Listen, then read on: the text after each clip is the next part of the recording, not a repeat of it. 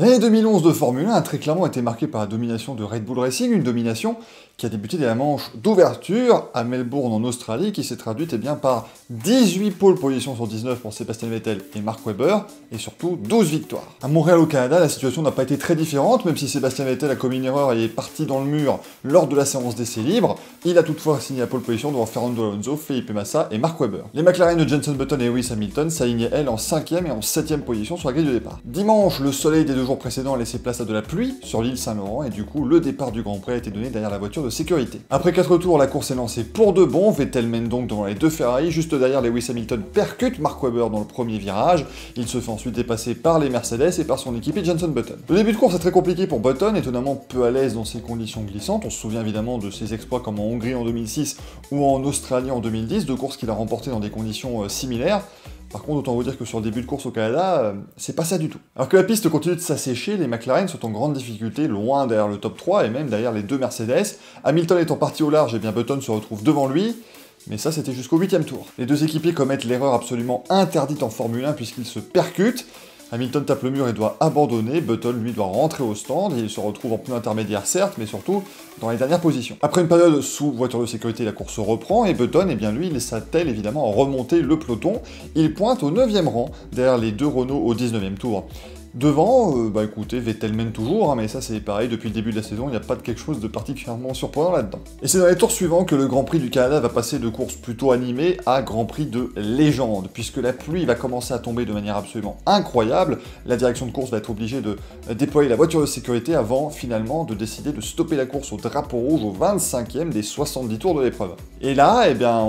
on attend. Voilà, 10 minutes, 20 minutes, une demi-heure, 1 heure, bref, on attend longtemps, la pluie ne semble pas vouloir s'arrêter, et on commence tout doucement à se demander si ce Grand Prix va pouvoir repartir, ou si on va devoir redonner la moitié des points au championnat du monde, mais la direction de course ne plie pas, et leur persévérance finira par payer. En effet, après 2 heures d'interruption, la course reprend sous régime de voiture de sécurité. 8 tours ensuite ont lieu avant le restart, où Vettel prend toujours la tête de l'épreuve devant Kamui Kobayashi, qui fait partie des pilotes ne s'étant pas encore arrêtés au stand, Felipe Massa est 3e, Heidfeld, Petrov et Di Resta le suivent, derrière on retrouve notamment Mark Webber en 7e position, Alonso 8e, De La Rosa 9e, et Button, qui pointe au 10e rang dans les points provisoirement, et qui s'est déjà arrêté à 3 reprises au stand. Les tours suivant le restart sont globalement assez fous, parce que tout le monde commence à s'arrêter de plus en plus au stand, effectivement, c'était un petit peu le problème de la F1 dans ces années-là, c'est qu'on faisait beaucoup de tours sur la voiture de sécurité, et la piste s'asséchait énormément, donc ils étaient repartis en pneus pluie, mais ils sont obligés de remettre des intermédiaires, et donc voilà, on s'arrête, mais pas tous en même temps.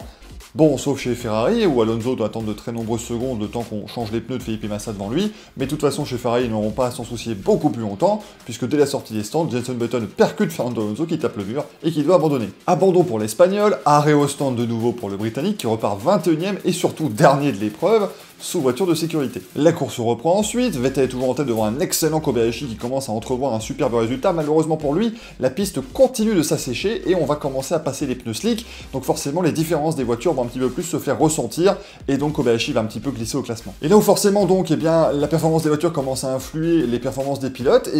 c'est le cas pour tout le monde, sauf pour Michael Schumacher sur sa Mercedes. Le pilote allemand retrouve son coup de volant qui lui a permis de remporter 7 titres mondiaux, et en utilisant un bon mix de stratégie opportune et aussi de très bons coups de vent dans des conditions pas toujours faciles, il parvient à remonter jusqu'au 2e rang. Button plus à l'aise maintenant, une fois qu'on a mis les pneus slick et que la condition sont encore un petit peu grasses, il remonte également, il est au 4e rang au 55e tour de course, derrière Webber 3e, Schumacher 2e, et Vettel toujours très large leader. Et si la course n'était pas déjà assez folle pour vous, rassurez-vous, on a une nouvelle voiture de sécurité au 57e tour, puisque Nick Heidfeld est victime d'un accident, tout comme le commissaire de piste qui va tomber en essayant de ramasser les débris sous safety car. C'est ainsi un sprint final que vont se livrer les pilotes sur les 10 derniers tours. Schumacher fait ce qu'il peut pour se défendre, mais avec le DRS, c'est évidemment assez compliqué, et Button et Webber le dépassent. Je dis Button et Webber puisque Button a dépassé l'Australien, et c'est maintenant lui qui va prendre en chasse Sebastian Vettel, qu'on pensait intouchable jusque-là. Il aligne les meilleurs tours en course, il revient à 9 dixièmes de Vettel au moment de passer la ligne pour la 69e fois, il ne reste plus qu'un tour de course. Et on commence à se dire que ce Grand Prix est peut-être finalement assez indécis, même si 9 dixièmes, ça devrait suffire pour Vettel. Et là, alors que l'Allemand était impeccable depuis le début de l'épreuve, il commet l'erreur à ne pas faire dans le tout dernier tour, il part au large,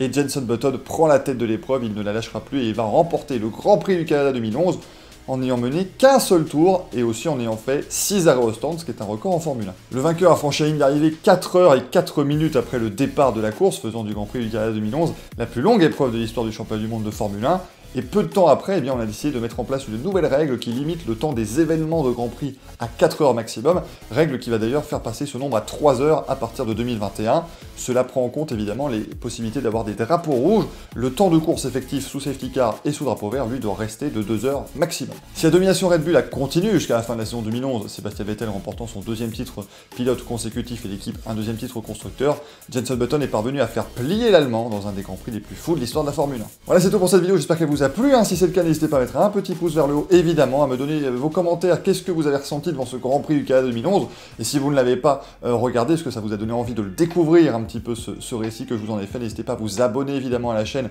et à mettre la petite cloche pour recevoir toutes les notifications. Moi je vous dis à la prochaine, ciao ciao.